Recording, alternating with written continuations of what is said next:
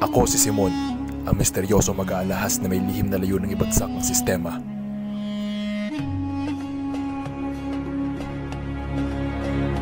Nais ko ng pagbabago, ngunit tanging ang pag-iganti ang nakikita ko bilang solusyon.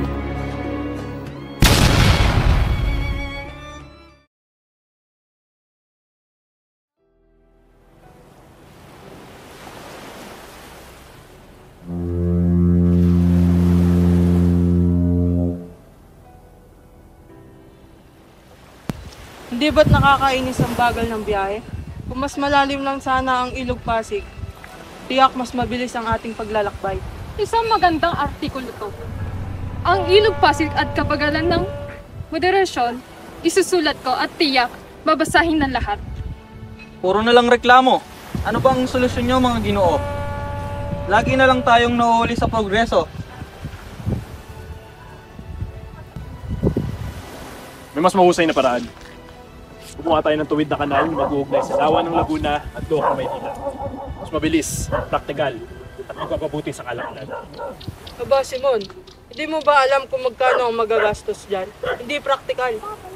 Ako, Don Custodio, mas mahal ang kabagalan. Ang mga bansang sumusulong ay hindi natatakot gumastos. Kung tayo ay action, dapat ngayon. Mas simple ang solusyon ko. Ikayatin natin ang mga tao na mag-alaga ng itik. Kinakain ng mga itik ang suso sa ilog. Kapag nag-alaga sila ng itik, huhukayin nila ang ilog para makakuha ng suso para sa kanilang mga alaga. Ha? Kadiri ang balot. Hindi ko maatam kumain at lalong hindi ko gusto ang amoy ng mga itik. Ang solusyon mo, Don Custodio, ay isang malaking kahihiyan. Mga Ginoo at Ginang, huwag tayo magtalo ng ganyan. Hindi natin maasa magbago ang ilog kung puro plano lang at walang gawa. Tiburcio, anong masasabi mo sa usapan? Hindi ba't may opinion ka? Siguro, di ko alam ang aking sasabihin. Baka hindi lang nila ako maintindihan.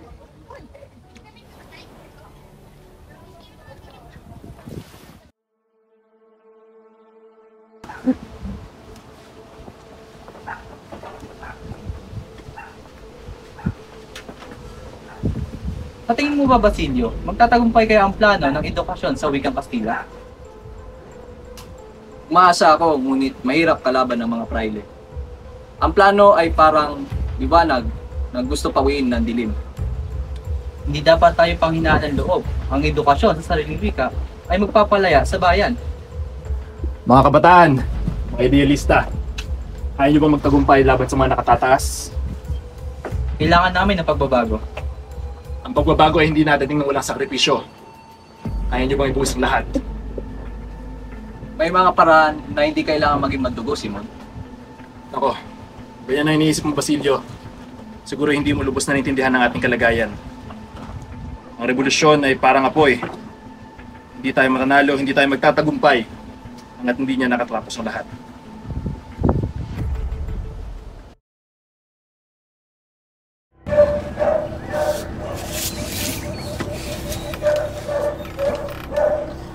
Anak, hindi ko alam kung anong gagawin natin.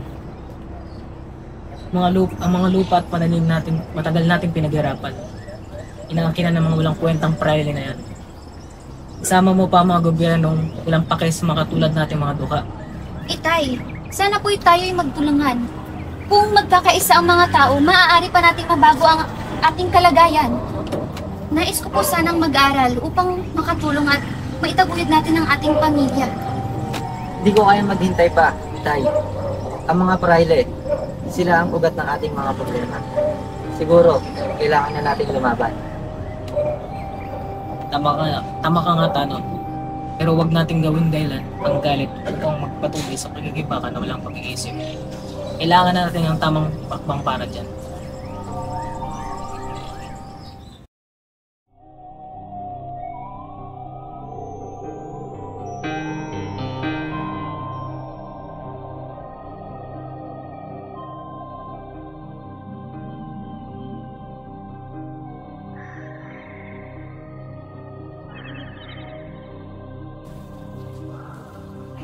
Magandang araw, Hermana Penchang. Huli, nakikita ko ang iyong sakripisyo. Ngunit, ganyan ba dapat ang buhay ng isang mga babae? Ang maging tagapagsilbi ng iba? Ano na lamang ang halaga ng iyong mga pangarap kung hindi ka matututong magpasakop? Hindi ko po ginusto ang ganitong buhay. Nais ko po sanang mag-aaral para matulungan at mapaglingkuran ang aking pamilya. Ngunit kailangan ko po ng trabaho kahit pa ito'y maging isang taga-ali. Anak, ang buhay hindi isang palasyo ng pangarap. Tinutulungan kita ng kahalagahan ng pagpapakumbaba kung ika'y magiging mahirap. Hindi ba't iyon ay tapat na pagsilbi ng Diyos?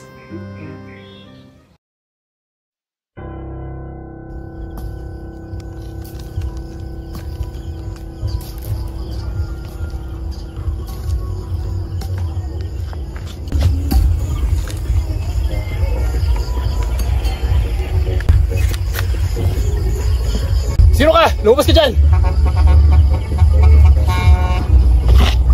Ako si Basilio. Ang batang tinulungan mo, 13 taon na nakalipas. Kasi, bigyan mo akong dahilan kung bakit hindi kita dapat patayin ngayon. Dahil hindi ako laban sa'yo. Pareho tayo nagdaan sa hirap. Pareho tayo uhaw sa katarungan. Oo. Ako si Ibarra. Bumalik ako para maghiganti. Para sa lahat ng mga tao nagkamali sa akin, ng pamahalaan, ng gobyerno, ng simbahan, lahat sila ibabagsak ko. At ikaw, Basilio, anong ginagawa mo dito? Anong ginagawa mo sa bayan?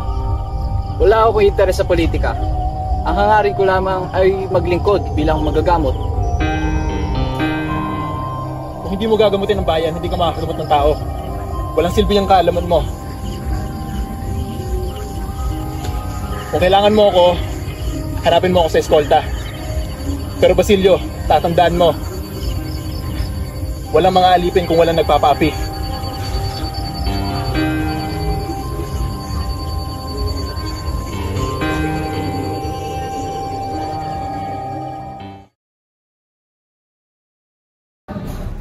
Mga kasama, may magandang balita ko. Si Padre Rene ay ating kapatid. Pinagtatanggol na tayo laban sa kumakontra sa ating akademya. Kung ganoon man, malaki ang posibilidad na mapupuhan ng aralan. Makakamit natin ang ating akademya. Kung tayo pa na mag-iwak, tandaan mo ang mga friends sa studio. Sigurado ka sa magagawin paraan at makarami ito. Hindi lahat ng kastila ay dapat sa atin. Person, ako ay isang kastila. Naniniwala na marapot kapag may matutunong may kastila. Iyan ang tamang hanggang para sa iyo ang tamang asas. Kung si Don Custodio ang problema, huwag kayong mag-alala. Kilala ko siya. Isang galaw lang, baka kaya ko siyang pagbusukin. Aba, Pepay, kung ikaw ang susi sa lahat sigurado, hindi makakondisip itong studio. Mas mainam kung manangal ang paraan. Ang paglapit kay Ginoong Pasta ang mas tama hakbang. Ayaw ko tayong pag-usapan para makadesperado. Bakit hindi natin kayaan ang mga fights at harapin ng mga? Kung kulay tayo ay karapatan sa sosyon, dapat tayo hindi ng malaki na hapon. Kung ganyan ka lang mananong mo, Plasco, baka hindi na kailangan ng grupo ko. Pero tandaan nyo, kung minsan, mas mabilis kumilos ang impluensya kaysa ang diskusyon. Magkaisa tayo. Kailangan natin lapitan ng tamang tao sa tamang paraan. At kung magkulang ba iyon, Pepay, maaari ka pa rin maging pangalawang plano. Kung gano'n, kung tayo malapit tayo sa kumpay.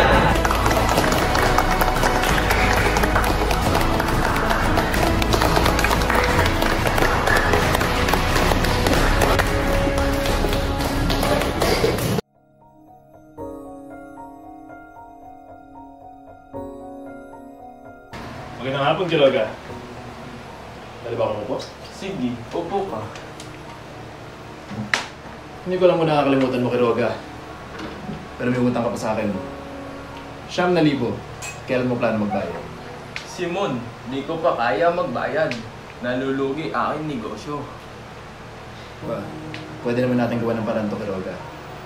Babawasan ko ng 2,000 utang mo sa kasunduang itatago mo ang mga armas na dumating sa bodega ko. Anong gagawin ko sa mga baril? Lilipat ko sila sa ibang lugar. Maraming mabibilanggo at kikita ako sa mga magpipiit. Wala kang dapat ipag-alala, Drogo. Sige, gagawin ko. Wala akong magagawa.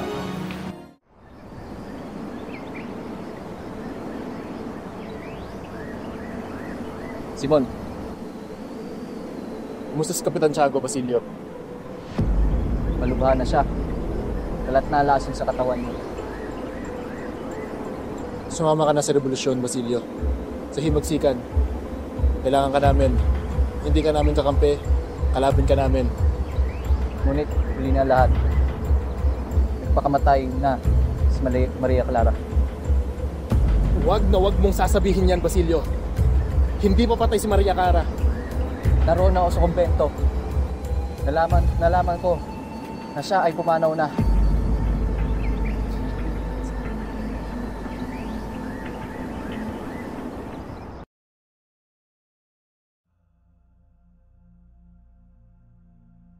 Magandang gabi sa lahat. Ano ang pag-uusapan natin? Sa halip na si Basilio, ang pagkain nito ay inaalay natin kay Don Custodio. At itong inumin ay para ay Padre Rene. At ang tinapay nito ay para ay Padre Rene. Di ba't mali na isama sa panunumpa ang isang bahay? May limitasyon din ang respeto natin sa kanila. Ang pansipisado na ito ay inaalay natin sa pamahalaan. Wala na tayong ibang aasahan kundi ang paggaya ng ating bayan mula sa mga banyaga. Mga pari, mula pagkabata hanggang sa libingan, sila ang ating nakakasama. Sila lang ba ang may karapatan sa bayan na ito? Ang vice rector na to ay hindi dapat ipagmalaki. Ipinaglingkuran lang nila ang mga dayuhan. Ang mga gantong usapan ay hindi mananay. Dapat natin silang itakwil para sa ating bayan.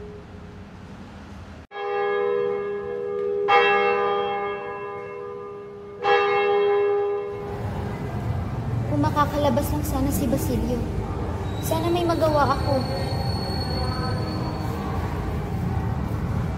Huli. Ito na lang ang natitirang paraan. Kapag nakausap pa si Padre Camora, baka sakaling matulungan ka na, huwag ka mag-alalaan na. Lahat ng tao ay parang humingi ng pabor sa mga nasa taas. Hindi mo ba delikado, Hernana? Baka may mangyari. Walang mangyayari kung marunong kang makasama. Basta't sundin at makinig ka lang sa lahat na sasabihin niya at ako nang bahala sa ulo.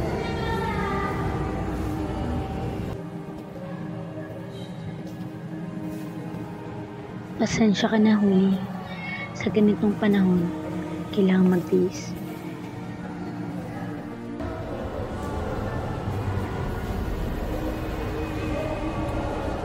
Padre Reina. Ano mo tulong sa'yo? Padre, hindi ko na po kaya.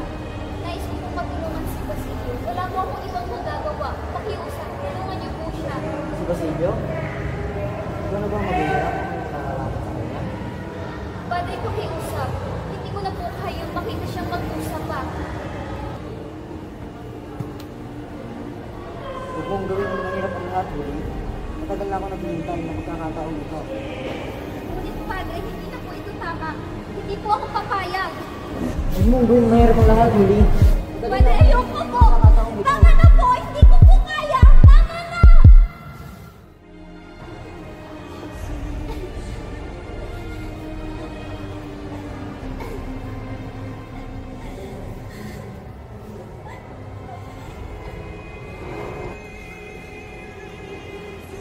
Mas mabuti ko tapusin na ang lahat.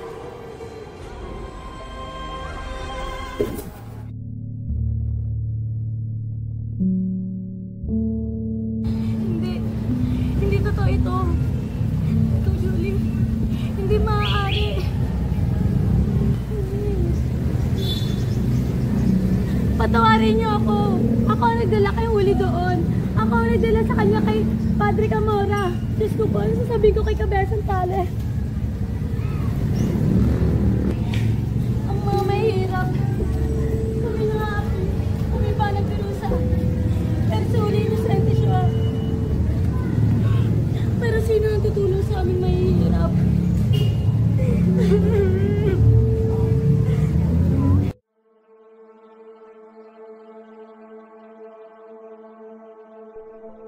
Simon! Basilio! Bago ka! Pinaasahan to. Simon, naging duwag ako. Hindi ko ipinaghiganti. ang mga kasiwiyan ko.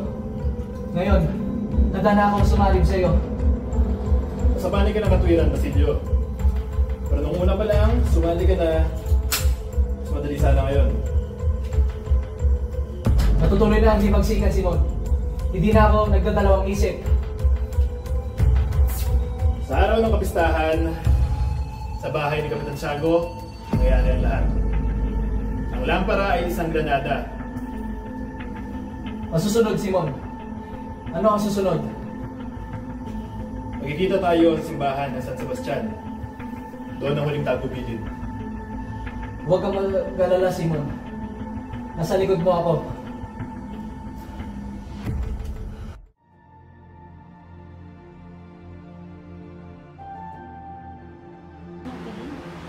Kampay sa kasal nila Paulita. Maginoo at Gina, masaya ako at narito kayong lahat. Sana'y magsaya tayo ng gusto ngayong gabi. Maraming salamat po sa inyong pagdalo. Ang gabing ito ay hindi magiging ganito kasaya kung wala kayo.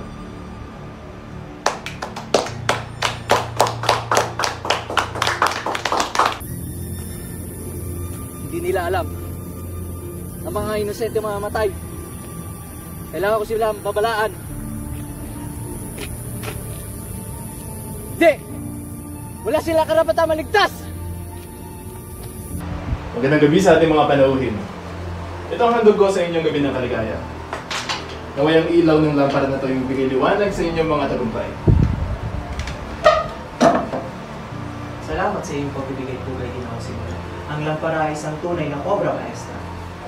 Maraming salamat sa napakagandang handog, Ginoong Simon. Ang liwanag nito ay tiyak magiging simbolo ng aming masayang pagsama. Napaka-elegante at naiiba, tulad ng bawat alaala ngayong gabi. Ako ay masyado yung pinapalaki ang gulo ko. Pagpapatuloy ko na kayo. Naway ang liwanag niya ng bigay sa inyong gabi at paalam.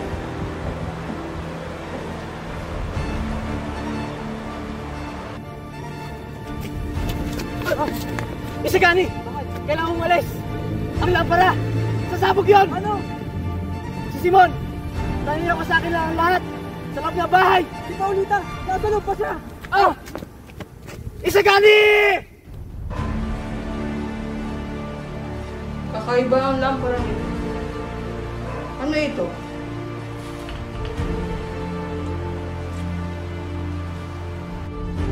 Mane Tassel Pares? Juan Crisostomo may bara?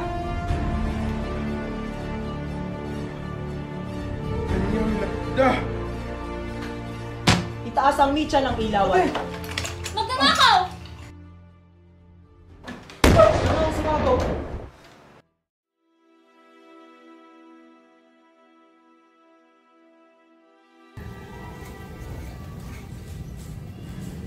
Bakit? Oh, bakit? Bakit pinaparusahan? Lahat itong ginawa ko para maghiganti. Para itama lahat ng namali. Pero lahat ng plano ko, wala. Ako sa limuot. Walang katuturan.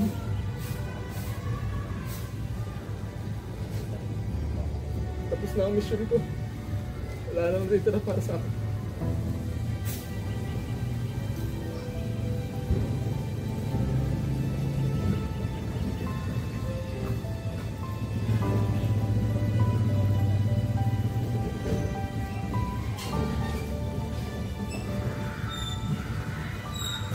Simon! Ano ang nangyayari? Bakit tatawag ang magagamot? Huwag na, Padre. Nangyari na ang nangyari. Nangyari na ang dapat mangyari. Wala ka nang gagawa.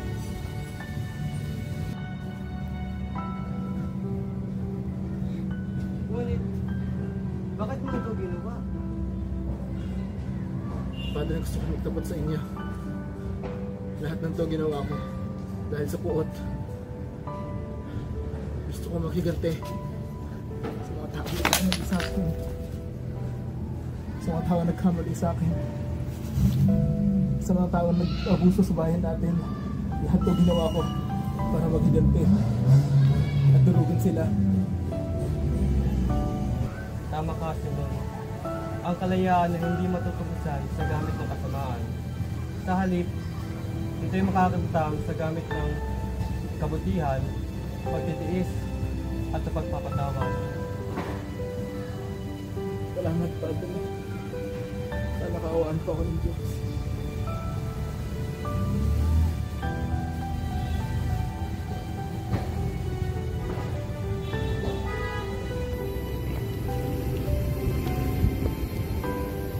Ito ang mga kayamanan na nagdulot ng galit, kasakiman, at pagkawasak. Hindi dapat ito mapunta sa mga kamay ng sakim.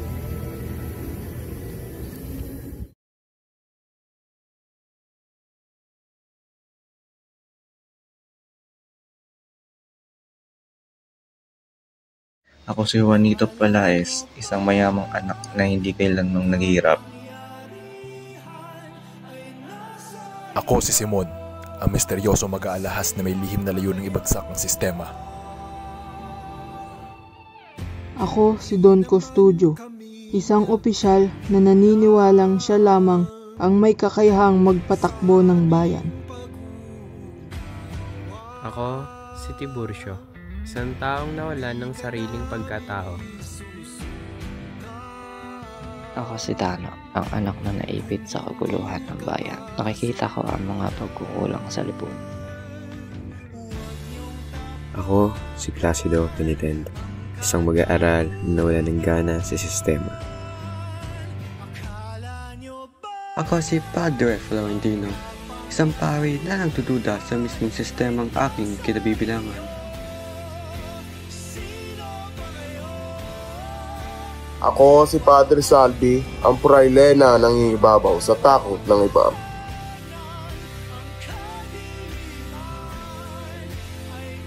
Ako si Pepay, isang babaeng piniling maging tapat sa sarili. Ako si Quiroga, isang negosyante na inuuna ang sarili interes. Ako si Makarain, isang mag-aaral na gustong tumulong ngunit nalilito sa sistema. Ako si Pexon, isang kritiko ng lipunang nababalot ng kasinungalingan. Ako si Padre Camora, isang praile na walang pakundangan sa kanyang mga kilos at pang-haabuso. Ako si Doña Victorina, isang Pilipinang kinahihiya ang sariling pinagmulan. Ako si Bensay, isang periodistang mas inuuna pa ang kita kaysa sa katotohanan. Ako si Cabezang Tales, isang magsasaka na nawala ng lahat. Naghahangad ng hustisya sa isang mapaninlang na lipunan. Ako si Hermana Bali, isang taong sinusubukang magtiwala sa gitna ng gulo. Ako si Hermana Penchang, isang mananampalatayang nabubulag sa mga mali. Ang pagiging tapat sa simbahan ang nagbibigay sa akin ng galak, ngunit kahit ang simbahan ay puno ng kabulukan. Ako si Sandoval, isang dayuhan na naniniwala sa laban ng payat.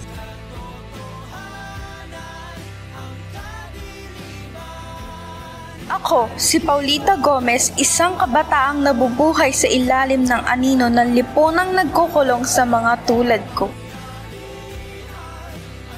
Ako, si Basilio, isang ulila na nangarap ng kapayapaan, ngunit nabigo sa harap ng kawalan ng hustisya.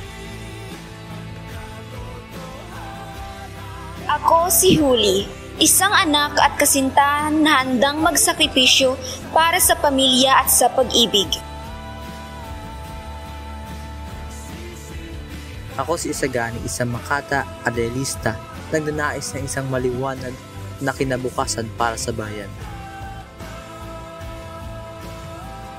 Ako ang Gobernador General, ang pinakapangyarihan ngunit nag-aalinlangan sa aking katayuan.